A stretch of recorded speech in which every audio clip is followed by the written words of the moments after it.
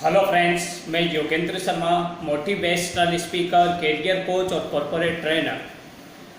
आज हम ऐसे टॉपिक पे बात करने वाले हैं माय डियर फ्रेंड्स। अगर आपकी ज़िंदगी में असफलताओं ने डेरा डाला हुआ है, आप अपनी ज़िंदगी में सफलता के लिए जो है भाग रहे हैं लेकिन फिर भी सफलता नहीं मिल पा रही है और आपकी ज़िंदगी में उन असफलताओं की वजह से आप हताश हो चुके हैं माय डियर फ्रेंड्स, और सबसे बड़ी बात, आप लोगों के तानों से भी जो है परेशान हो चुके हैं और अब तो आपने निर्णय ये ले लिया है माय डियर फ्रेंड्स कि मैं अब जिंदगी में सफल कभी हो ही नहीं सकता। तो ये वीडियो सिर्फ और सिर्फ आपके लिए है माय डियर फ्रेंड्स, सिर्फ और सिर्फ आपके लिए। अगर आप हारने का मन बना चुके हैं, अगर आपने मन में सोच लिया है कि अब मैं लाइफ में कभी सक्सेस हो ही नहीं पाऊंगा, तो ये वीडियो सिर्फ आपके लिए बनाया गया है, आपके लिए है, सिर्फ जिन लोगों को जीत पक्की चाहिए, जीत फिक्स चाहिए माय डियर फ्रेंड्स। और वीडियो में मैं आपको यही बताने वाला हूं कि जीत आप कैसे सकते हैं, क्योंकि देखिए माय डियर फ्रेंड्स, काम करना सभी जानते हैं, काम को करने का तरीका सभी जानते हैं, लेकिन काम एक सफल इंसान भी करता है और काम एक हारने वाला इंसान भी करता है।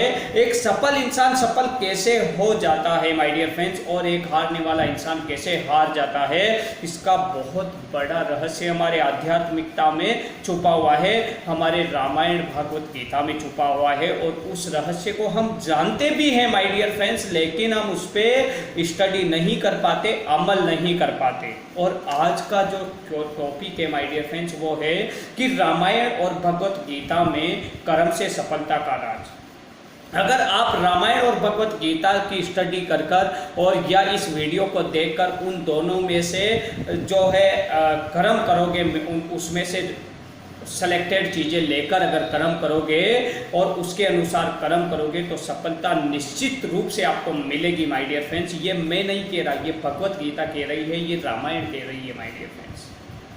सबसे बड़ी बात जो है वो ये है कि भगवान कृष्ण ने गीता में एक ही बात कही है माय डियर फ्रेंड्स कि कर्म करो, फल की इच्छा को त्याग दो।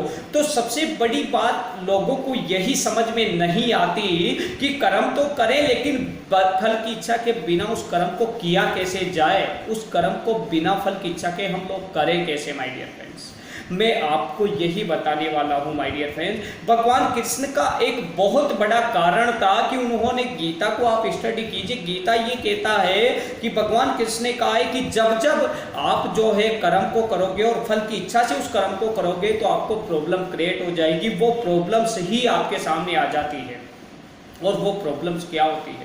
कर्म करो और उसको धर्म के अनुसार करो, गलत तरीके से ना करो। किसी को सपोर्ट करना है तो सपोर्ट करो, लेकिन किसी को टांग पकड़ के पीछे ना खींचो। बहुत बड़ा पाप है माय डियर फ्रेंड्स ये। आप कितनी भी बड़ी कामयाबी पे हो, लेकिन अगर आप किसी के साथ गलत कर रहे हो तो उसकी सजा खुदा आपको जरूर देगा, वो परमपिता परमेश्वर आपको जरूर देगा। और भगवान कृष्ण ने एक ही बात कही है कि कर्म तो करो लेकिन धर्म के अनुसार करो माय डियर फ्रेंड्स, और धर्म के अनुसार कर्म करो। अगर कर्म को आपने धर्म के अनुसार किया और उस कर्म को बिना फल की इच्छा के किया तो वो कर्म मुझे समर्पित कर दो, मैं आपके कर्म को इतना पावरफुल बना दूंगा, इतना ज़्यादा एनर्जी से भरपूर कर दूंगा कि आपको सफलता मिलना कंफर्म हो जाएगा, क्योंकि वो मेरे हाथ में है। भगवान कृष्ण ने कहा है आपके हाथ में सिर्फ कर्म है, और उस कर्म से सफलता को कैसे पाया जा सकता है इसके बारे में मैं आज आपको बताने वाला हूं माय डियर फ्रेंड्स। और वो ये है कि भगवत गीता ये कहती है कि आप कर्म को बिना फल की इच्छा के कैसे करो। जब भी आपके मायने में फल की इच्छा आ जाती है ना माय डियर फ्रेंड्स, किसी काम को करते हो और उसके बारे में फल की इच्छा आ जाती है, आप फिक्स कर लेते हो, टारगेट बना लेते हो कि 1 ईयर में मुझे ये कंप्लीट करना है, मेरे अचीवमेंट को मुझे पाना ही पाना है। और जब आप 1 ईयर में उस सक्सेस को नहीं पाते हैं तो आप जितनी ताकत और शिद्दत से आपने काम किया था अब तक, वो सारा का सारा काम जो है धरा का धरा रह जाता है और आप नकारात्मकता की तरफ चले जाते हैं। और वही नकारात्मकता आपको इतना डिप्रेस और टेंशन में लेके चली जाती है कि जितनी एनर्जी से आपने 1 ईयर तक काम किया था, उसी काम को आप बिल्कुल ऐसा मानते हो कि अब मैं कुछ कर ही नहीं पाऊंगा।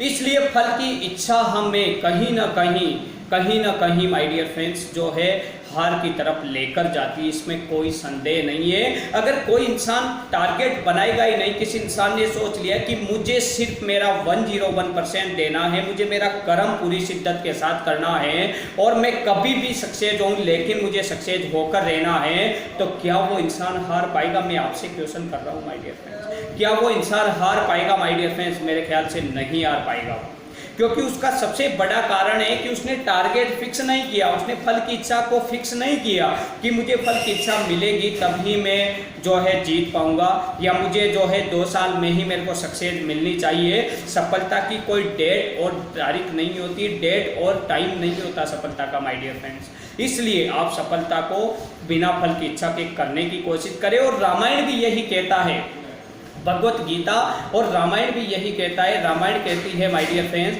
कि हानि लाभ जीवन मरण जस अपजस विधिहार, मतलब आप कोई काम कर रहे हैं, अगर उस काम के अंदर काम कर रहे हैं, जिंदगी जी रहे हैं, जो भी आप कर रहे हैं उसके अंदर हानि होना या लाभ होना, और हानि लाभ जीवन मरण आपका जीना या मरना, और आपका जो है यश मिलना और अपयश मिलना, ये 6 चीज़ें जो है परमपिता परमेश्वर ने अपने पास रखी। बाकी जो है 94 चीज़ें वो इंसान को देती है, और उनमें से सबसे पावरफुल जो टूल है आपके पास वो कर्म है माय डियर फ्रेंड्स। रामायण भी यही कहती है, भगवत गीता भी यही कहती है, कर्म ही सबसे ज़्यादा बड़ा पावरफुल है।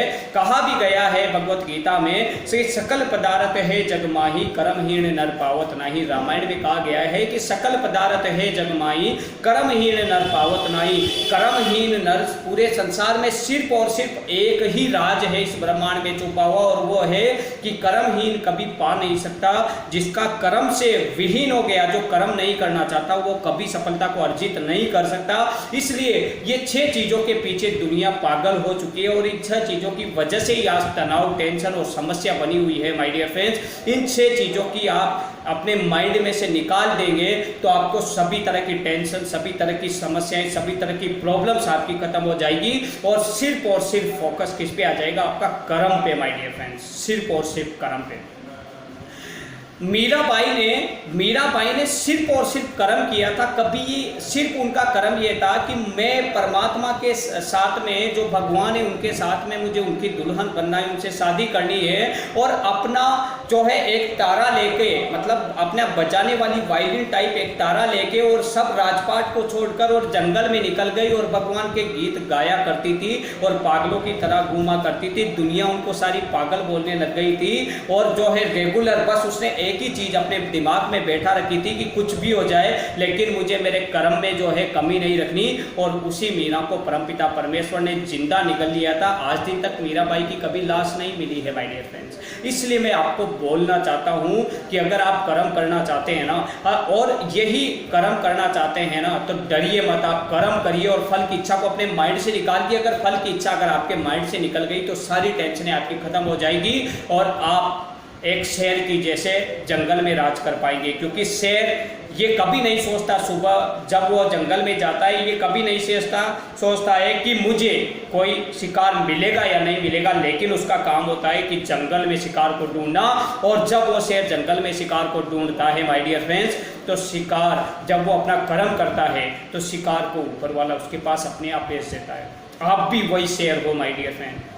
अपने आप को एक पिंजरे में बंद मत रखो, क्योंकि पिंजरे में बंद हुआ शेर जो है हंटर के दम पर चला करता है, और वही शेर जो है सर्कस में मदारी से नाचा करता है। आप शेर हो इसलिए खुले जंगल के शेर बनो, क्योंकि राजा वही कहलाता है जो खुला शेर होता है।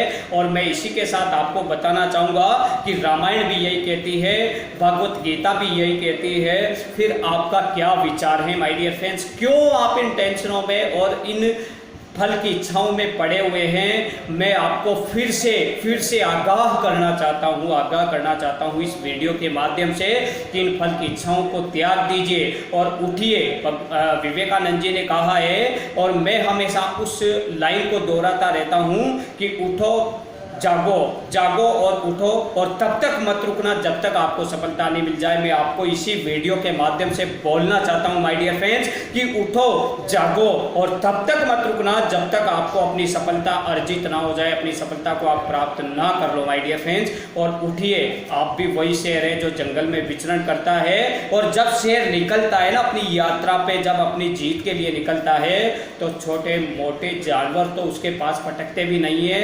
कोई अगर पीठ पीछे से अगर शेर के लिए कुछ गलत कह रहा है तो कहने दीजिए, कोई अच्छा कह रहा है तो भी कहने दीजिए, लेकिन आप सिर्फ और सिर्फ अपना काम करते रहिए, क्योंकि आप राजा हैं और राजा कभी किसी की परवाह नहीं करता। इसलिए माय डियर फ्रेंड्स, मैं लास्ट में एक ही बात कहना चाहूँगा कि संघर्ष करने वालों की कभी हार नहीं होती, लहरों से डरकर कभी नौका पार नहीं होती, संघर्ष करने वालों की कभी हार नहीं होती। जय हिंद, जय भारत।